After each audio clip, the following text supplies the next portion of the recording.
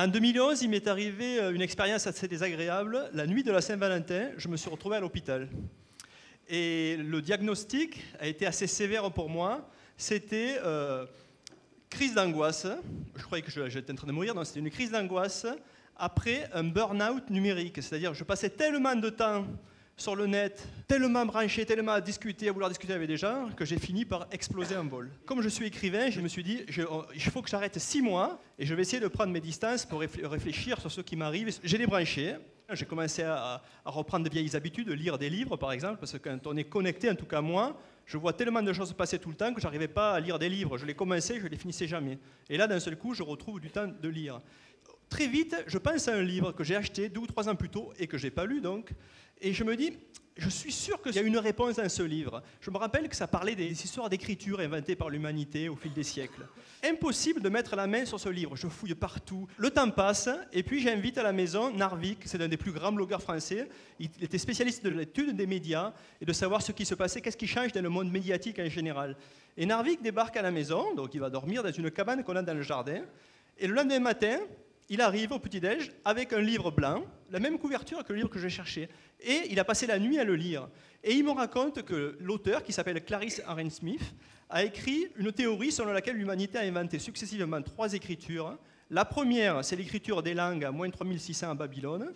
La seconde, c'est à moins 620 avant Jésus-Christ, l'écriture arithmétique. La troisième, c'est tout récent, c'est Alan Turing, dans les années 30, qui découvre comment on code, comment on va programmer les ordinateurs. C'est Narvik qui a lu tout ce texte pendant la nuit. Il me dit c'est extraordinaire, parce que quand on ajoute une écriture à ces possibilités humaines, d'un seul coup, on étend son champ de conscience, on étend tout ce qu'on voit. Et c'est bien ce que j'étais en train de vouloir expliquer. Le fait d'être connecté nous fait voir le monde très différemment, ça étend notre champ de conscience dans une direction, mais à la fois, si on pratique qu'une écriture numérique, on oublie les autres écritures et on perd de certains champs. Mon but, c'était d'arriver à n'en perdre aucun, essayer de vouloir élargir. Quand Narvik, le matin, me dit ça, je suis vraiment électrisé. Je ressens un profond bonheur, en fait, parce qu'il a trouvé le livre que je cherchais depuis longtemps, et en plus, le contenu de ce livre va me faire avancer sur mon chemin, sur ma quête. Et c'est en fait la sérendipité, quand elle se produit dans notre vie, c'est ça. C'est pas la peine de faire une découverte géniale comme découvrir la pénicilline ou autre chose. C'est une petite découverte comme ça, suffit à nous enchanter. Et alors, pour définir la sérendipité, on dit souvent que c'est chercher quelque chose qu'on ne trouve pas ou chercher quelque chose qu'on veut, mais d'une manière inattendue. C'est un peu ce qui m'était arrivé. La sérendipité se joue sur 2 niveaux. Un inattendu qui survient dans notre vie, et cet inattendu nous apporte une réponse, en quelque sorte, qui va nous faire avancer. Donc ces 2 critères font que la sérendipité nous procure pas mal de plaisir. La psychologue Isabelle Filiosa dit qu'on est heureux à 2 conditions. La première, c'est qu'on se sent connecté aux autres. On est dans un groupe, pas forcément immense, mais on se sent connecté, on n'est pas seul. Et la seconde, c'est qu'on progresse sur une quête qu'on s'est donnée. Et la sérendipité, elle dépend d'un moment de connexion avec Narvik, avec des amis. Et 2, le contenu de livre me fait progresser sur ma quête. Donc la sérendipité, quand elle arrive, elle remplit en général ces 2 dimensions, et c'est pour ça qu'elle nous procure du bonheur. Une fois qu'on sait ça, on peut se dire, bon, je vais attendre que la sérendipité me tombe dessus. Moi, je crois que si on commence à détricoter la sérendipité, on va commencer à trouver des idées pour pouvoir essayer de la faire survenir plus souvent dans notre vie. Il y a une dimension qui est le fait de se connecter avec les autres. Mais pour faire ça, il faut sortir de chez soi, se déplacer. Et ça peut être possible dans le monde physique, mais c'est aussi vrai dans le monde numérique, c'est-à-dire sur les réseaux sociaux. Et le second critère qui me paraît important, c'est d'être à l'écoute des autres. Si on ne veut pas écouter ce qui se passe sur ce réseau, qu'il soit physique ou pas physique, on va entendre toujours la même chose. Donc il faut être à l'écoute. Et le troisième critère qui est très important, c'est qu'il faut que tout le monde sur ce réseau ait le droit de s'exprimer. Même les plus petites voix, parce que c'est peut-être une toute petite voix qui dit quelque chose a priori d'anodin, qui va réveiller en nous quelque chose. On voit qu'il s'agit de 3 libertés, la liberté de déplacement, la liberté d'écouter et la liberté de s'exprimer. On n'a pas beaucoup progressé parce que là, dans nos pays occidentaux, on est déjà très libre. Pour développer la sérendipité, ça voudrait dire qu'il faudrait être beaucoup plus libre qu'on ne l'est déjà. Alors, je vais essayer de vous montrer comment on est tous capables de devenir beaucoup plus libres et assez simplement. Quand vous créez des liens sur un réseau social, par exemple. Ces liens, qu'est-ce qu'ils font? Sur la carte imaginaire du réseau social qui nous interconnecte tous, on ajoute des connexions comme ça. Et plus on ajoute des connexions, plus cette carte se complexifie.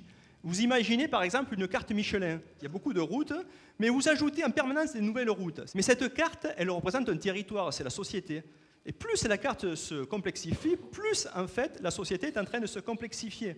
C'est-à-dire qu'une interaction qui se produit à un endroit de la carte va pouvoir se propager plus loin sur la carte. On a un pouvoir énorme, c'est quand on crée des liens, on complexifie le monde. Et mettez-vous dans la peau des gendarmes, avec leurs radars, leurs panneaux. Et à tout moment, il y a des nouvelles routes qui se créent partout. Comment ils font pour contrôler ce qui se passe sur cette route? Et s'ils mettent un radar là, tout le monde va passer sur la route d'à côté et jamais ils vont pouvoir contrôler les gens. Donc si la carte et le territoire sont en train de se complexifier en permanence, les gens qui sont censés contrôler ce qui se passe sur ce territoire ont de plus en plus de mal. En 1977, Valentin Turchin, qui est un cybernéticien, a démontré un théorème mathématique qui explique que quand on a un système, l'élément de supervision, de contrôle du système doit être aussi complexe que la partie la plus complexe du système. Les gendarmes doivent avoir de plus en plus de moyens, de plus en plus de caméras. La force qui contrôle ne peut pas avoir autant de moyens que l'ensemble du réseau. La course est perdue d'avance. L'organisme qui contrôle ne peut plus contrôler. Il y a un nouveau théorème qui apparaît, c'est plus je crée du lien, plus je complexifie, mais plus je complexifie, plus je me libère. C'est pas gagné d'avance. Dans tous les pays démocratiques en ce moment, tous les gouvernements sont en train de passer des lois pour limiter nos possibilités d'interconnexion les uns avec les autres. Par exemple, en France, vous avez tous entendu parler d'Adopi. Aujourd'hui, on discute de lois qui reviendraient, avant de publier quelque chose sur Internet, il faut qu'une instance valide ce qu'on va mettre sur Internet. Ça veut dire qu'avant de publier une bêtise sur Facebook, il faut que quelqu'un valide notre bêtise. On ait des millions, des milliards à poster sur Facebook, donc il faudrait des milliards de policiers pour vérifier ce qu'on dit. C'est pas possible. On est dans un monde, comme dans toutes les histoires, il y a souvent deux camps qui s'opposent. D'un côté, les citoyens qui naturellement vont vers la complexité, même s'ils n'ont pas compris que ça les menait à la liberté. Et de l'autre côté, on a les gens qui contrôlent, qui veulent réduire cette complexité. Eux, leur obsession, c'est contrôler. Aujourd'hui, qu'on est en état de crise, on a besoin de sérendipité pour s'interconnecter les uns avec les autres. Alors, c'est très bien, on est très puissant. Il faut penser qu'on peut tous se connecter, se lier. Plus on se liera, mieux ça sera. Mais attention, gare au burn-out. Parce que moi, c'est en faisant ça que j'ai explosé. Donc, gare au burn-out, mais continuez à vous lier.